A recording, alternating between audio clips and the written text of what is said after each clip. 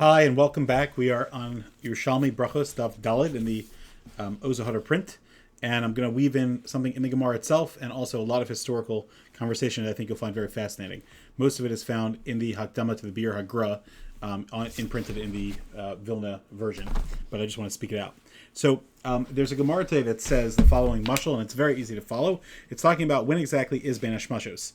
And we'll see that there's a fascinating machlokes that's going on over here in what the Gemara actually says, which is one of the big historical issues with Yerushalmi, is that since it wasn't learned, it was neglected for many years, had a lot of Girsa changes. And the Vilna Gaon tried to establish the Girsaos. And the Girsaos that he established were done through him really doing a tremendous amount of research and bringing many proofs from other places and fasting to making sure that he wasn't messing up something. And we'll see there's a very fundamental thing.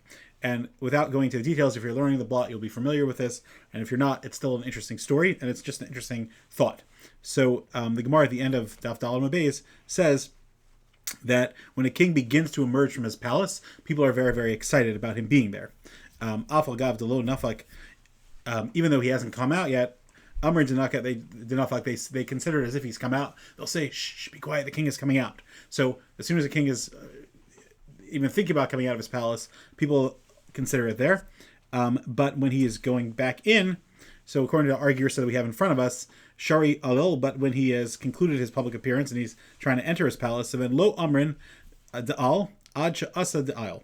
According to this Girsa, it says, they don't say that he entered back into his palace until the time that he actually left. So until he actually left, we don't say it.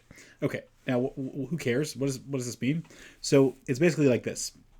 The Rosh Cirilio and the Pnei Moshe, they basically explain that the simple reading of the Gemara, and it's based on the Ramban. The Ramban says that the Yerushalmi is saying that a king enters his palace is not considered to have entered until he fully disappears. That's implying that the end of a night doesn't happen until it fully occurs, and that sounds like the view of Rabbeinu Tam. We all know Rabbeinu Tam's version of Shkia, when nightfall is. That basically, just zoom out for a second, think about it. No, he keeps Rabbeinu Tam, right? That means the very late version of Shabbos. And there's a whole machlokes about what they did in Europe. Some people say they followed it. Some people say they did because it was early. Everyone knows the famous Igros Moshe. I'm not going through all that. Ayin Sham, where he says in New York what to do, etc.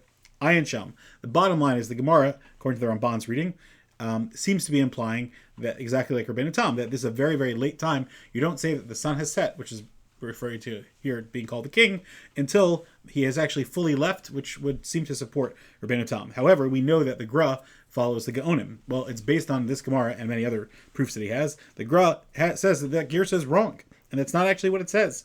He says the Gemara should say, when the king begins to enter his palace, meaning when the sun is setting, when it's setting.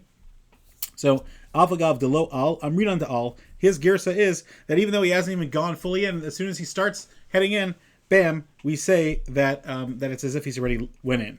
So therefore, we see from this that this is the sheet of the Gaonim, where that Shkia takes place a lot earlier and impacts Bein HaShemashos, etc.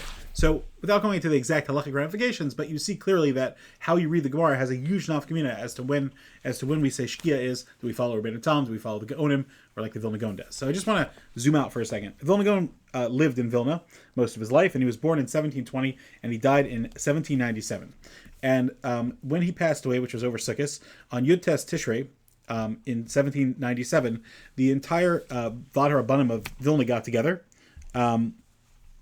A couple, I guess it was about a month later. Sorry, he passed away on Yud Tes Tishrei. 1 month later, on Yud Tes Kislev, they got together and they made the following proclamation, which is very famous, but it's important. And they said that it should be spread throughout all Klal Yisrael. That anyone that hears something in the name of the Gra, don't believe it. Why? What was going on? There was lots of people running around rampantly claiming they were Talmidim, claiming that they had manuscripts of his. They said, we have to verify it first. It's a very good, checks and balance thing. And they said that anyone that prints something without getting our approval, they're liars. And just that's already anyway. If you don't get that approval from our vad, so then you've already proven yourself that you're not following the proper path, and therefore you shouldn't be trusted. And then they wrote that we've right now approved of 7 chiburim. And this is what they say, that we know that his sons are putting them out, and they are totally proofread and approved by the Vilna Gaon. And we approve it, etc. And what are they? His Pirush Mishnayos is Ram, which is brilliant and amazing. If you ever learn Mishnayos, you'll see. His Pirush Yerushalmi is Ram, which is what we're quoting from right now. Agav, there's two Girsaos, and there's a different version, which is a little bit confusing. His Pirush on Tikkunei Zohar, his Pirush on Sefer Yetzirah, his Pirush on Sefer Tzniusa, his Pirush on the Heichalos, and his Pirush on Raya Memna. Notice how Shulchan Aruch is not here, although his sons did put that out later. Anyway, that's what it says. The sons of the Vilna Gaon asked Rav Chaim Volozhin, his primary Talmud, to actually write a Hagdama for them. And he basically says, the greatness of the Vilna Gaon. And I want to conclude with two things. One of them is that his sons write about this, and also I believe Rav Chaim Volozhin says that when the Vilna Gaon changed the Girsa, he didn't just cross it out and say, this doesn't make sense.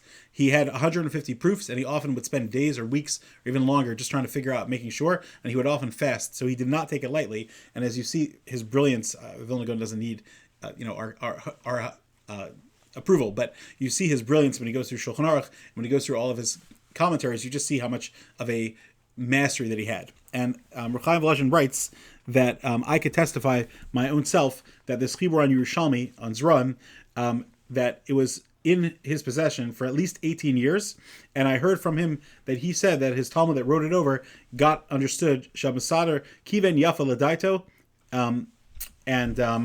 and understood me properly. And Rav Chaim Volozhin writes, for what it's worth, he says, and I also see that Tova Yafa Sidra was done properly, and that this Vilna Gaon on Shas is amazing. I'll leave off with one last thing.